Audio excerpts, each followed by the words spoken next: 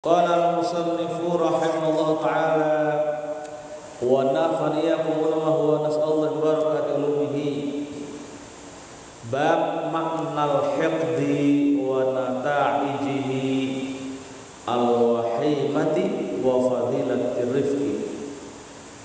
Makna hiqdi, dengki, dan akibatnya atau dampaknya yang buruk, dan serta keutamaan bersikap atau berperilaku ramah. Kitab ini keren sekali ya, karena tuntas sekali membahas permasalahan-permasalahan yang detail. Dan pada pagi hari ini kita mengkaji kembali berkenaan dampak dari dengki yang tumbuh dari marah yang dipendam. Jadi marah yang dipendam, kalau Quran itu nyebut kadhiminal ghaidh, itu menahan marah. Jadi menahan marah itu ada dua jenis.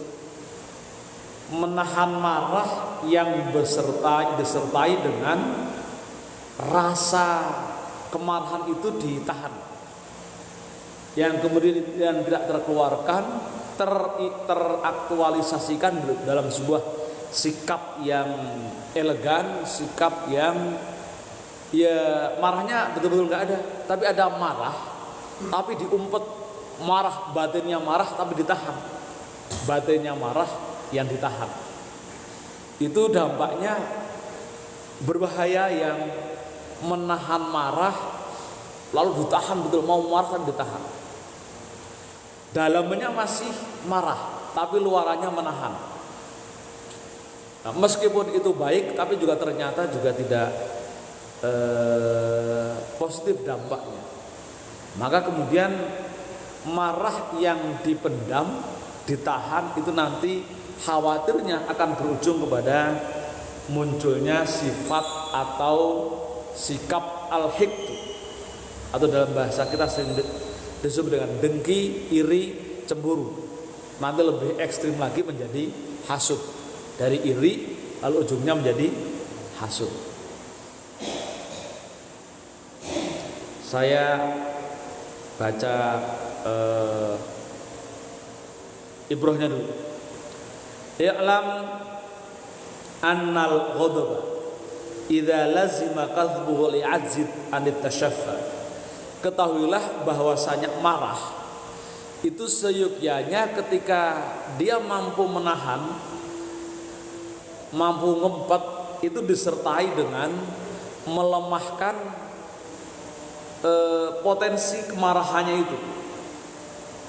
Karena kalau misalkan dia tidak menahan atau melemahkan sifat yang menyertainya, maka kan roja'a ilal batin, akan masuk ke dalam, lebih dalam lagi, wahtaqo nafihi fasoro hekdar. Maka kemudian dia akan tertahan di dalamnya, lalu kemudian menjadi hekdar. Jadi menjadi tadi iri, dengki. Oh, itu bahaya. Menahan marah kalau tidak tuntas sekaligus dibersihkan nilai-nilai negatif di dalamnya, maka dia akan tertanam kemarahan itu, tersembunyi kemarahan itu, lalu kemudian tertahan lama, lalu menjadi hekdan, yaitu iri atau dengki. Wa maknal hiqd, makna hiqd atau iri, ayyul zima qalbuhu istisqalahu wal bughdatu lahu wan nafaru anhu. Makna iri atau makna dengki adalah hatinya itu terdorong menjadi tambah berat, wal bughdatu lahu, dan membawa amarah, membawa kebencian, wan nifaru dan ketidaksukaan anhu wa ayyaduma dzalika wa yabqa. Lalu kemudian dia ngendon bersifat atau wa yabqa dan menetap. Wa qad qala sallallahu alaihi wasallam al mu'minu laisa bihukudin. Nabiullah sallallahu alaihi wasallam bersabda, al mu'minu laisa bihukudin. Seorang mukmin yang benar itu tidak memiliki sifat hik atau iri atau dengki. Iri atau dengki. Nah, di istilah-istilah Quran itu ada 3 yang berkaitan dengan iri. Ada namanya al-hikdu. Al-hikdu itu ya iri. Ada al-hasadu. Itu iri juga. Ada dayus. Jadi sama-sama makna berkaitan dengan iri. Dan semua bermakna negatif. Nah, jadi wal hikdu. Maka seorang mukmin yang baik itu harus bersih dari nilai-nilai kecemburuan, harus bersih dari sifat-sifat keirian atau kedengkian, karena bahaya. Al-hikdu yang tertahan lama lalu menjadi hasud. Nah, kita ingat hadis hasud. Hasud itu menjadi sebuah sikap pengurang bahkan penghapus pahala kita.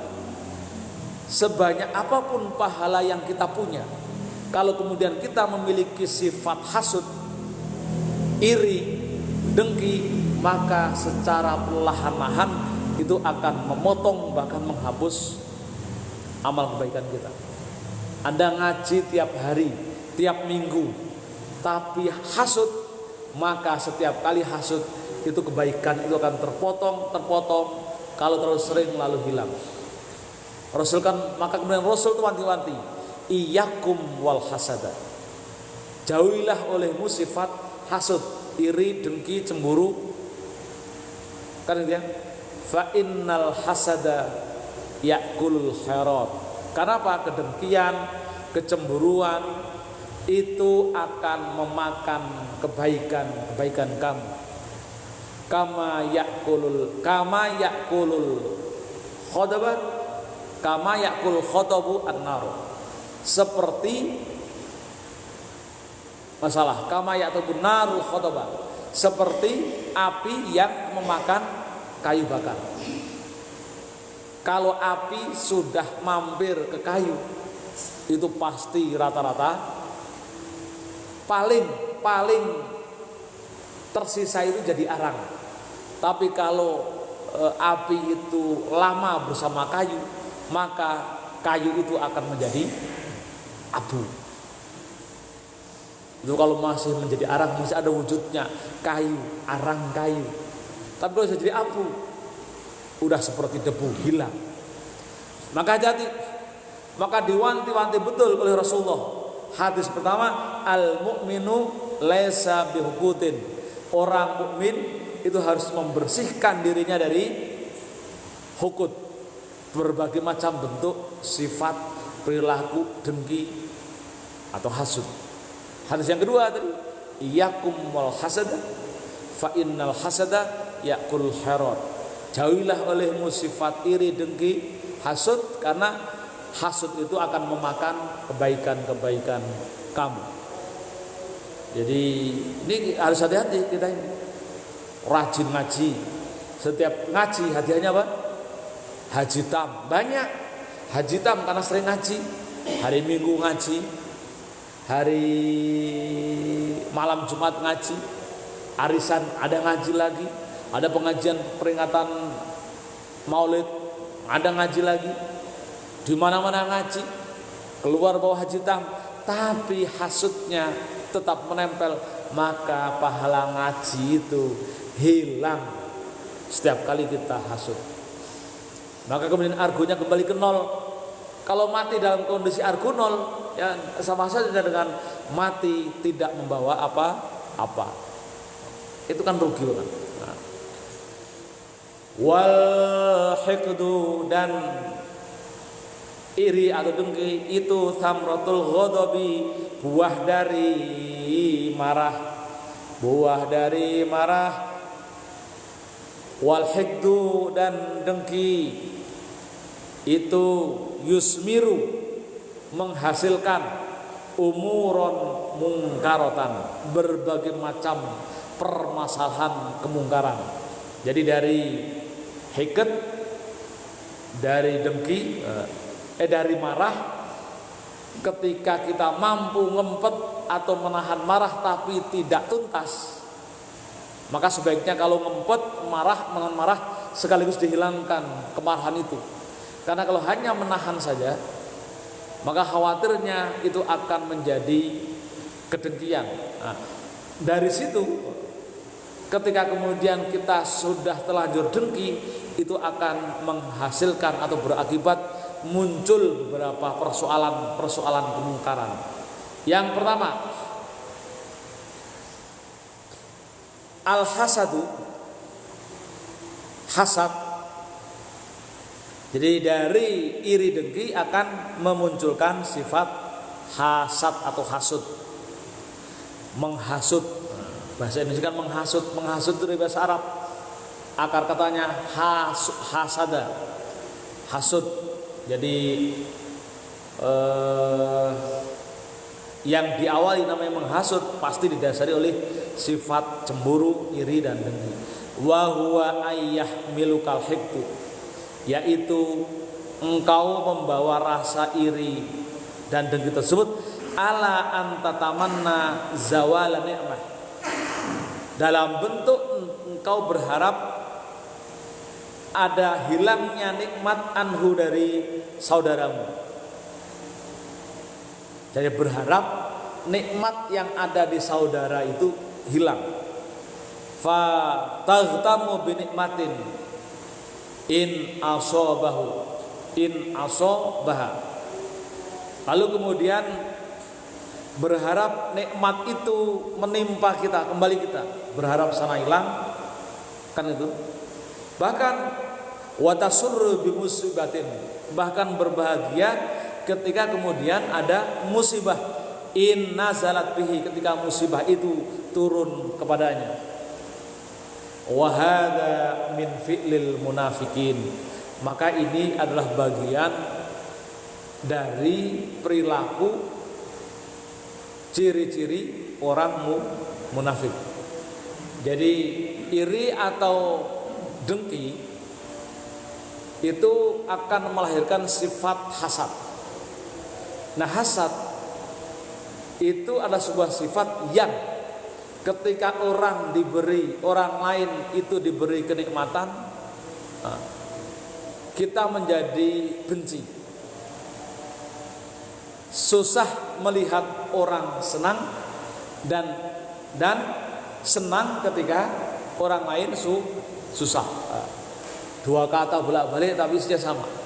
Susah melihat orang lain senang dan senang ketika orang lain sedang susah.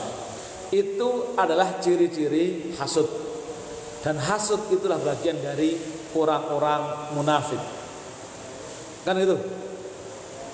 Nah, kalau munafik itu jadi perilaku, jadi karakter, itu juga tidak akan tidak akan mendorong atau memfasilitasi kita untuk mendapatkan surganya Allah. Jadi itu bahayanya. Maka dari awal jika ada kadzibul ghaid, lalu ada zawal ghaid, lalu kemudian kita sebaiknya sampai mampu mendorong kepada kita mampu menghilangkan marah. Tidak hanya menahan tapi menghilangkan marah. Atsani, lalu yang kedua, ayazida ala idmaril hasadi fil batin. Dampak yang kedua dari hiqd ini, dengki, adalah makin menambah kualitas hasudnya. Dari dengki ini akan menambah kualitas hasudnya. Level hasudnya itu akan bertambah. Fil batini, di dalam batin kita. Apa dampaknya kemudian ketika hasud itu mengalami peningkatan? Kecemburuan, awalnya cemburu biasa, ditahan, lalu tambah iri. Kalau kita ngempet marah terus tanpa membuang, tambah iri, menumpuk lalu menjadi dengki. Kan itu. Lalu setelah dengki, ini udah paling tinggi sebenarnya. Lalu setelah fayas mitu, lalu kemudian bahagia, fayas mitu. Lalu bahagia bima asobahu, jika kemudian menimpa orang yang didengkiin tersebut, minal balai, ada bala pada dirinya, bahagia. Jadi setiap kali ada bala menimpa dia, dirinya atau kita tambah bahagia. Itu dah ciri-ciri dengki. Pokoknya kalau kita bisa mengoreksi, kalau ada orang yang tidak kita sukai, kena bencana, kena musibah, lalu kita bahagia, wah, itu namanya kita iri atau dengki. Jadi intinya begitu. Cara mengukurnya begitu. Gak harus orang lain ngecek tentang keirian dan kedengkian kita. Cek diri kita. Kalau ada orang yang kita cemburui, kita berharap nikmatnya hilang, kita berharap nikmatnya pindah dari dia ke kita, ya, lalu kemudian kita bahagia kalau ada musibah pada dirinya, maka itu adalah ciri-ciri apa? Iri atau dengki. Al-hiqdu dalam bahasa Arab disebut al-hiqdu atau al-hasadu. Jadi kita nggak usah menilai orang, tapi jadikan instrumen itu untuk menilai diri kita masing-masing. Kalau sudah begitu berarti kita memiliki ayatul munafikin, tanda-tanda karakter orang-orang munafik. Asalis. Lalu dampak yang ketiga adalah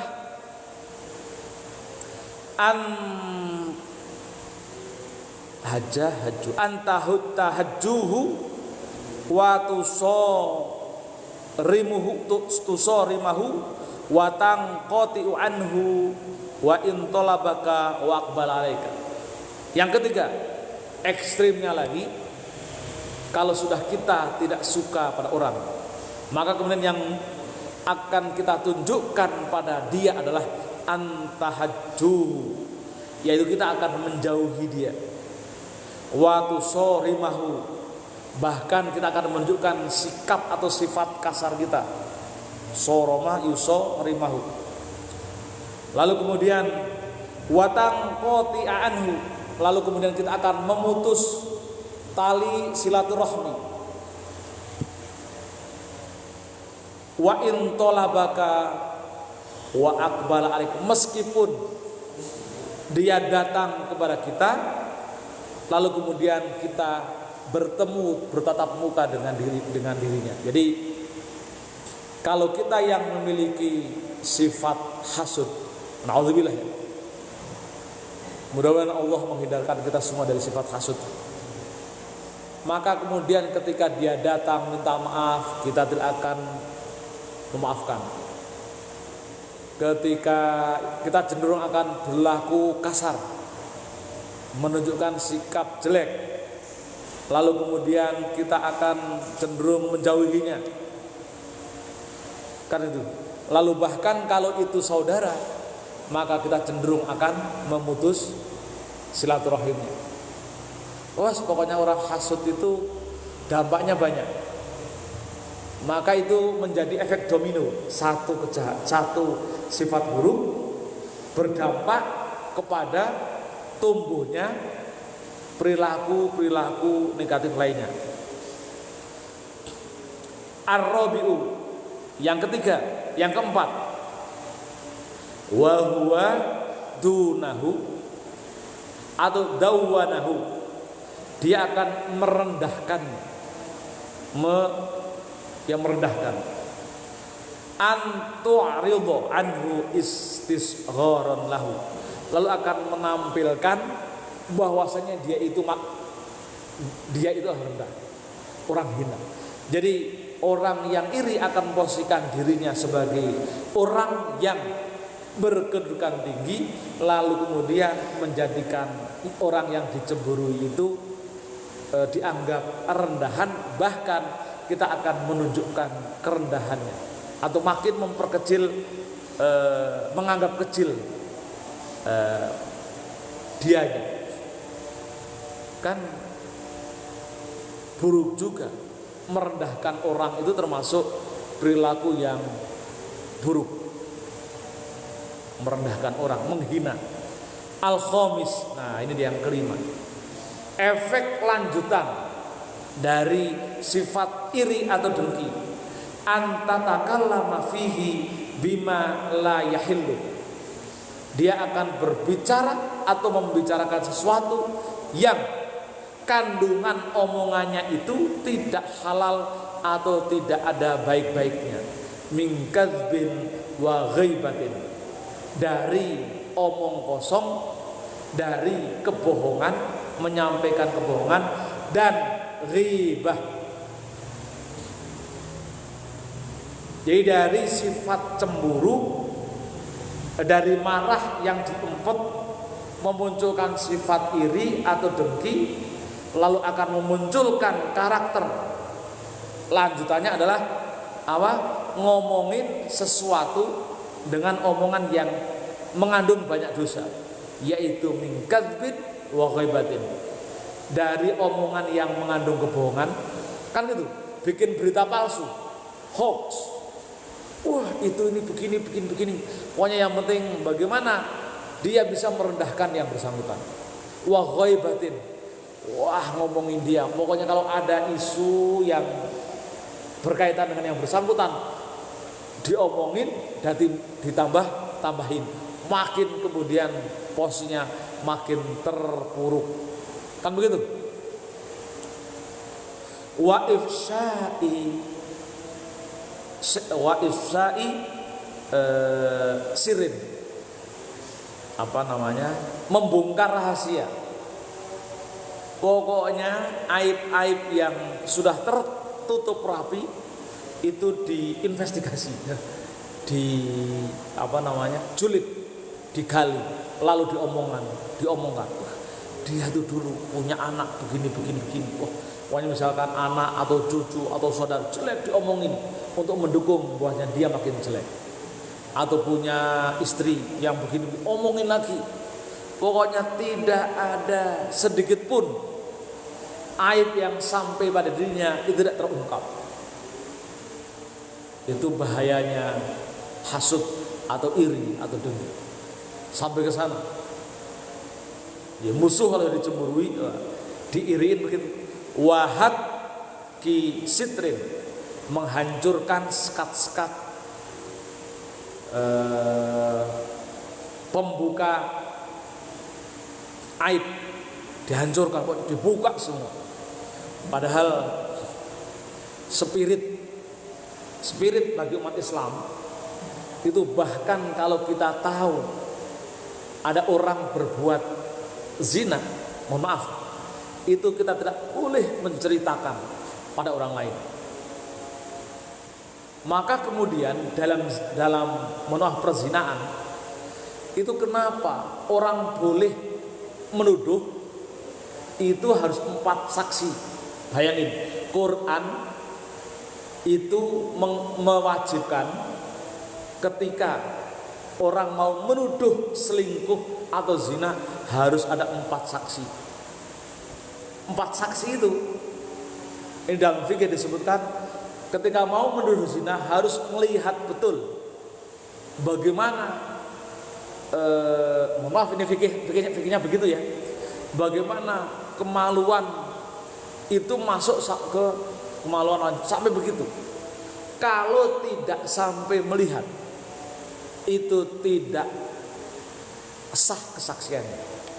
Bayangin, kesaksian kita menuduh zina, gitu ya, itu harus kita sampai melihat, ibarat pulpen masuk botolnya, itu harus ketahuan, kelihatan dan kita bisa lihat dengan mata sendiri. Sampai sebegitunya.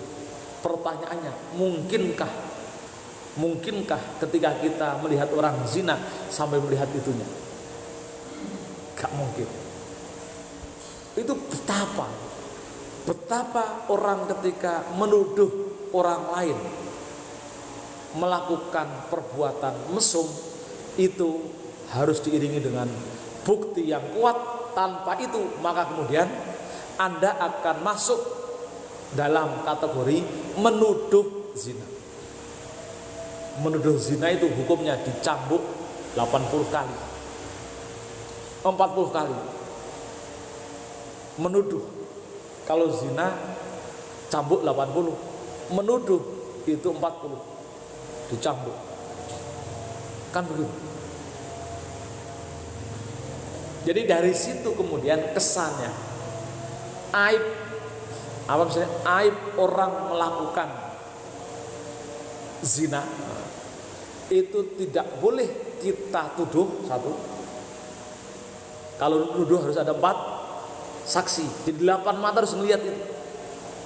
Bukan hanya orang melihat ketika pelukan, itu tidak bisa disebut sebagai zina. Ini hati-hati. Kalau kita misalkan ada di sekitar kita, ada di tetangga kita, ada ketangkap misalkan lagi berpelukan misalkan, dia bukan suami istri, bukan disebut zina. Ya, bukan disebut, jangan sampai menyebut zina.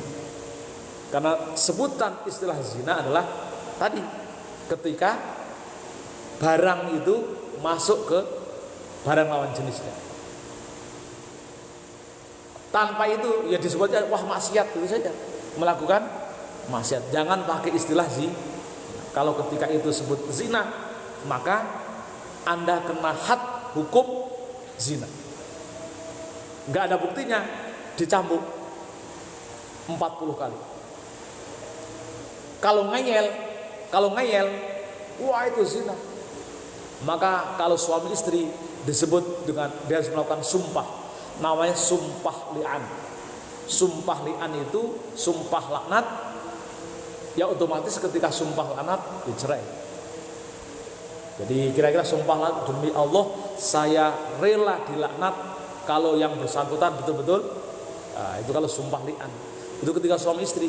Tapi kalau bukan suami istri, nggak ada sumpah li'an, nggak ada, karena sumpah li'an itu hanya untuk suami istri. Jadi begitu ketatnya hukum Islam menyingkap aib saudara muslim itu terlarang. Sampai syariatnya begitu ketat. Jadi maka kemudian orang yang sampai menyingkap aib saudara muslim, maka Allah tidak akan melindunginya nanti di akhirat. Ada tetangga misalkan tertuduh berzina, misalkan, lalu kita keluar, wah itu si fulan bin fulanah atau fulanah bin fulan binti fulan itu zina, ngomongin oh itu kan sama begini-begini, maka kita yang menceritakan itu masuk dalam kategori apa? Dosa menuduh zina. Bukan hanya dosa membuka aib, malah dosanya langsung terumuskan, dosa menuduh zina. Kalau kita yakin dia melakukan zina, kan itu ya, enggak, dan kita nggak bisa membuktikan, maka dihukum dengan apa tadi? jilid 40 jilid 40 cambuk. Jadi bagaimana menutup aurat itu menjadi sesuatu yang istimewa bagi seorang muslim. Sebaliknya orang yang membongkar, menyingkap aib itu menjadi sesuatu yang dosa besar, bahkan ya Allah menjamin tidak akan melindunginya di akhirat nanti. Mengerikan sekali. Allah tidak akan melindunginya di akhirat nanti. Man satara musliman satarahullah yaumal qiyamah. Barang siapa yang menutup aib saudara muslim yang lain, maka Allah menjamin akan menutup kekurangannya nanti di akhirat. Itu kebalikannya, orang yang menyingkap aibnya, maka Allah tidak akan bisa menjaga rahasianya, maka akan dibongkar semuanya. As-sadisu yang keenam, dampak dari hasud, antuhakiyahu istihza'an bihi wa sukhriyatan minhu. Maka makin lama makin parah, dia akan banyak menceritakan tentang dirinya dengan kandungan istihzaan, mencela, mengumpat, mencaci maki, wa sukhriyatan minhu, dan olok-olok. Pasti gitu. Terus pokoknya dampaknya buruk lah. Akibatnya as-sabi'u yang 7. Nah, ini yang tidak diinginkan. Idza'uhu bidharbi wa ma yu'limu badanahu. Dia akan menyakitinya dengan cara memukul atau menyakiti badannya, badan musuhnya itu, atau badan orang yang dicemburuinya itu.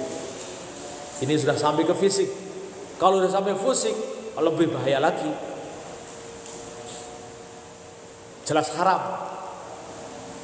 Jadi kalau keharaman mencela, mencaci maki itu kan, atau membuka aib yang tahu kan kita atau pelakunya. Tapi kalau sudah menyakiti itu jelas haramnya, udah jelas. Menyakiti itu udah haramnya jelas. Apalagi sampai kemudian membunuh, lebih parah lagi. Maka haram bagi kita menyakiti saudara muslim yang lain. As-saminu yang ke-8, antamna'ahu haqqahu min qada'i dinin aw sillati rahimin aw raddi limatin wa kullu dzalika haram. Nah, nanti yang kedua, dia akan mencegah orang yang dicemburui itu karena menganggap dia jahat, dia menganggap buruk, lalu akan melarang dia melakukan kebaikan. Dia akan melarang yang bersangkutan melakukan silaturahim. Dia akan melarang yang bersangkutan berbuat baik. Pokoknya begitu. Ini parahnya begitu. Wa kullu dzalika haramun. Semua itu adalah haram. Jadi 1 sampai 8 tadi semua adalah haram. Nah, sebenarnya ada perilaku yang minimal dampak dari dengki ini. Wa aqallu darajatil hiqdi, derajat atau level dengki yang minimal adalah lau ikhtaraza an hadhil afati thamaniyah. Kita bisa menjaga dari penyakit yang ke-8, 8 penyakit ini. Meskipun ayat rokal basyashah abirrif, kita tidak bisa menunjukkan rasa sayang atau rasa ramah tanpa ngomongin, tanpa marahin. Pokoknya kita tidak menunjukkan keramahan saja. Itu yang paling rendah. Bentuk kecemburuan atau akibat kedengkian yang paling rendah adalah kita tidak bisa menunjukkan keramahan kepada orang yang kita cemburui. Wal inayati wal qiyam bihajati, kita tidak bisa memberikan pertolongan, ya. Pokoknya kita nggak mau disuruh bantu. Awil muawanah alal manfaati lahu, atau saling tolong menolong, nggak bisa. Wa kulluhu mimma yanqusud darajatu fid din wa yafutus sawabal jazil. Jadi semua itu bisa mengurangi nilai keberagamaan seorang. Semua itu bisa mengikis pahala-pahala yang mulia yang kita punya. Nah ini pernah terjadi. Walamma halafa Abu Bakrin radhiyallahu anhu alla yunfiqu ala mastah wa kana qaribu. Jadi pernah Abu Bakar itu bersumpah untuk tidak memberikan nafkah kepada mastah, kerabatnya. La umiro, dan dia suruh melakukan itu, manazala qauluhu ta'ala. Lalu kemudian Rasulullah menegur dengan firman Allah, wala ya'tali ulul fadli minkum wasa'ah ayutu ulul qurba wal masakin wal muhajirin sabillah fi sabillah wal yunfiqu wal yasfahu ala tuhibbun ayyafirullah lakum. Jadi Abu Bakar, sahabat Rasulullah terdekat, pernah bersumpah karena kebenciannya terhadap saudaranya, kerabatnya, maka tidak mau ngasih infak. Jadi ada definisi, ada infak, ada zakat, ada sedekah. Pemberian yang diberikan kepada orang lain yang itu merupakan kerabatnya itu disebut infak. Infak. Nah, infak itu lebih mulia daripada zakat. Apa makna infak itu? Jadi, makna infak itu gini.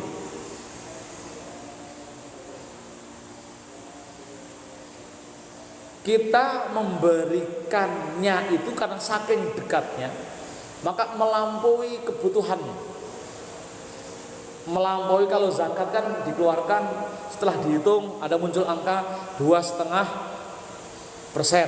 atau 5%. Kalau infak karena menganggap saudara, maka dia jamin, kita jamin, itu infak.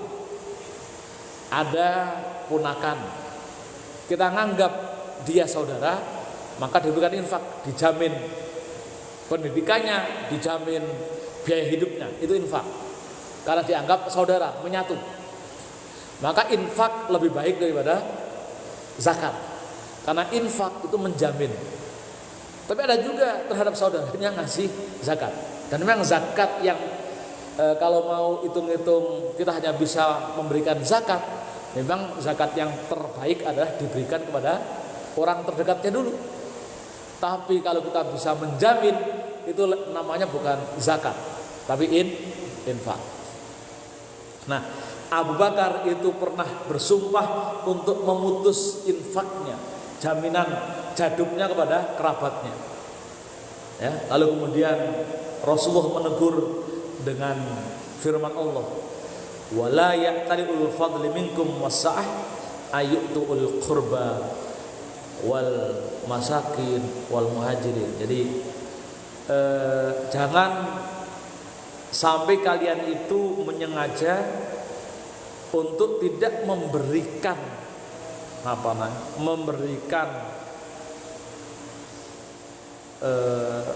fadilah, kenikmatan atau kesejahteraan kepada kerabat, kepada masakin, dan juga termasuk kaum muhajirin yang fisabilillah.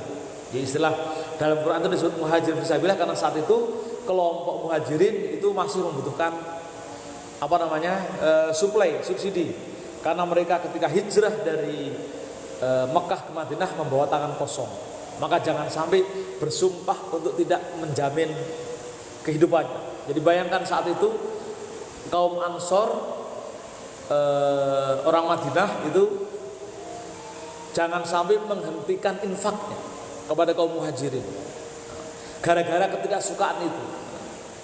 Karena itu maka diingatkan oleh Allah melalui lisan Rasulullah, alla tuhibbun ayaghfirullah lakum.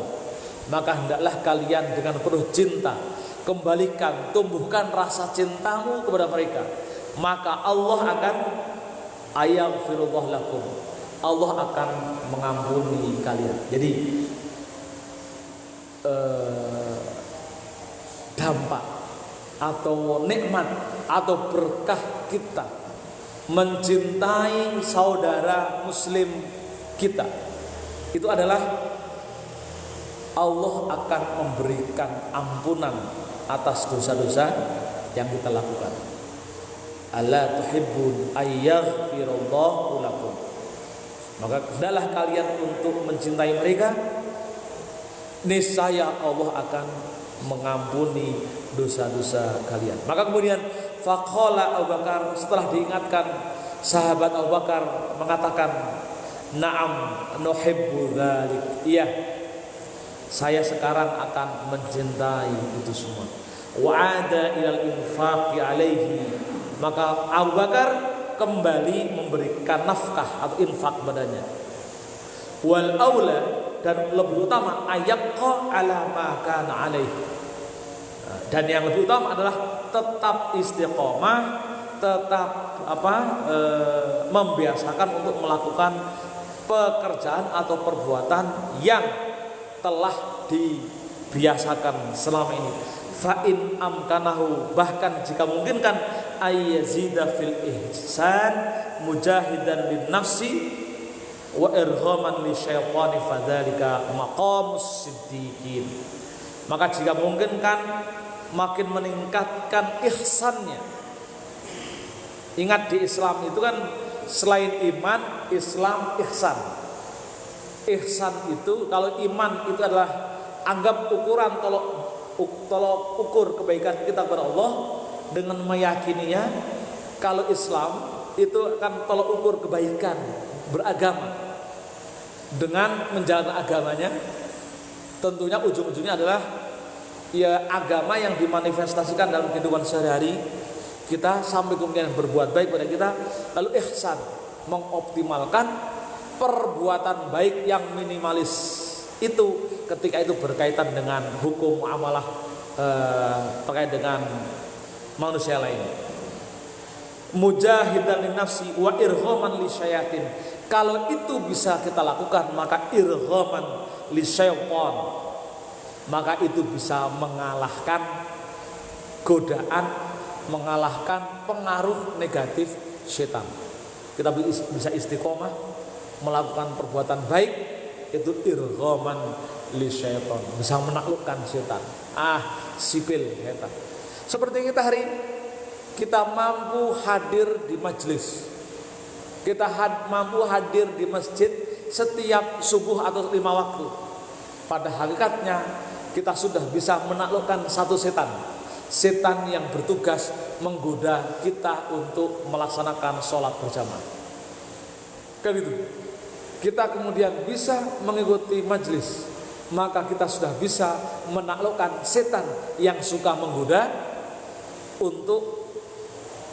seseorang untuk thalabul ilmi. Kan begitu. Kita bisa menahan dari ghibah, maka kita menaklukkan 3 setan. Setan yang ketiga adalah setan yang biasa spesifik untuk ghibah. Jadi mereka itu sudah terbagi pekerjaannya itu. Terbagi pekerjaannya dengan tingkat profesionalisme. Nah, setan itu berada levelnya. Ada level yang tukang jaga di pintu, ada yang ketika wudhu, ada yang ketika tidur, ada yang ketika di pintu di rumah, ada yang spesifik di dalam masjid.